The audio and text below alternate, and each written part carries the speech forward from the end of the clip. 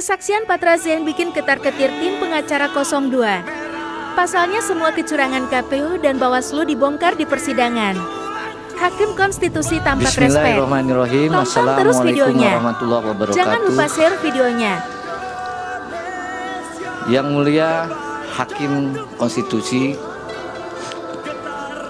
para pemohon, kuasa pemohon, dan semua yang hadir di sini. Nama saya Arif Patra Mijaya. Saya diminta untuk menjadi saksi dalam kapasitas saya selaku Koordinator Tim Pembela Demokrasi Indonesia Jilid 2 atau disingkat TPDI Jilid 2. TPDI ini mendapat kuasa dari 3 orang aktivis yang konsisten punya mimpi negara demokrasi yang berkeadilan. Petrus Haryanto, mantan aktivis Sekjen PRD 96 yang dipenjara karena memperjuangkan demokrasi. Azwar Furgutyama, juru bicara Forum Kota. Dan yang ketiga, Henry Tendri. Oleh karenanya, pada waktu itu TPDI dan saya sendiri bersedia untuk memberikan bantuan hukum secara pro bono untuk mengadukan pelanggaran kode etik yang dilakukan oleh KPU. Yang perlu kami jelaskan pada pokoknya adalah bahwa dalam persidangan DKPP itu merupakan persidangan yang terlama sepanjang DKPP terbentuk. Kami mendaftarkan bulan November, dibuka persidangan 4 kali, baru diputus Februari 2024. Padahal kita tahu biasanya DKPP tidak lebih dari 2 minggu. Yang mulia, bahwa dalam pengaduan itu DKPP telah memutus perkara pada tanggal 5 Februari 2024.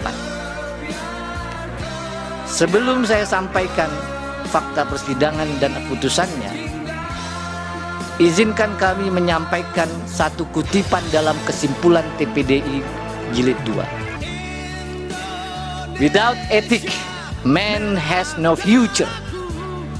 This is to say, mankind without them cannot be itself.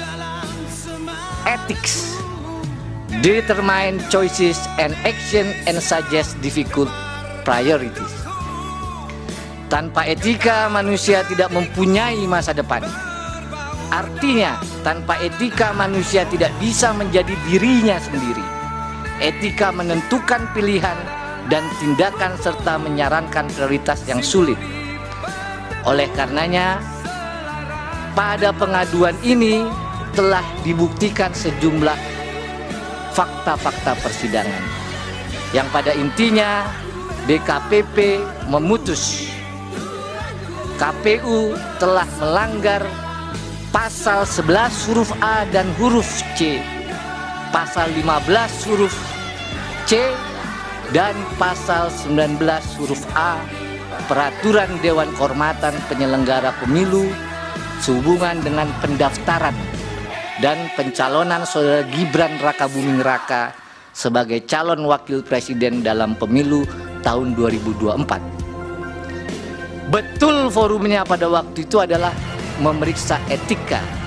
Namun isi pasalnya saya bacakan pasal 11, KPU tidak melakukan tindakan yang secara tegas diperintahkan oleh undang-undang. Itu inti pelanggaran di pasal 11. KPU tidak melakukan tindakan yang mentaati prosedur yang telah ditetapkan dalam peraturan perundang-undangan.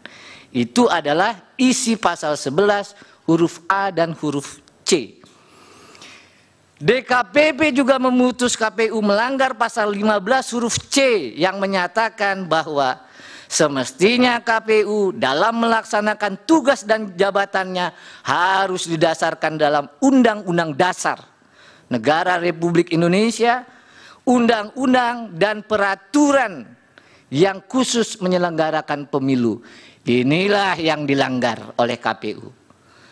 Lalu yang terakhir, pasal 19 huruf A yang menyatakan semestinya KPU menjunjung tinggi Pancasila, Undang-Undang Dasar Negara Republik Indonesia, dan peraturan perundang-undangan.